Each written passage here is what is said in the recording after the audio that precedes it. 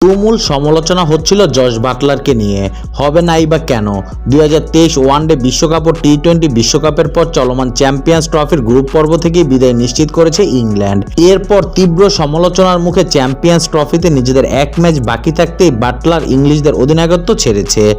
আজ বি গ্রুপের শেষ ম্যাচে মুখোমুখি হবে ইংল্যান্ড ও দক্ষিণ আফ্রিকা।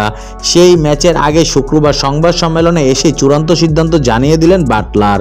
আজকের ম্যাচে তিনি শেষবার জাতীয় দলের অধিনায়কত্ব করবে। এর আগে 2022 সালের জুনে ইংল্যান্ডের অধিনায়কত্ব নেয়ার পর তার অধীনে ইংলিশরা টি-20 বিশ্বকাপ জিতেছিল। তবে এরপর তার ব্যর্থতার পাল্লাই ক্রমাগত ভারী হচ্ছে। যে চিত্রটা পাল্টায়নি এবারে চ্যাম্পিয়ন্স ট্রফিতেও। পদত্যাগের ঘোষণা দিয়ে বাটলার বলেন, আমি ইংল্যান্ডের অধিনায়কত্ব থেকে সরে দাঁড়াচ্ছি। আমারও দলের জন্য এটা সঠিক সিদ্ধান্ত।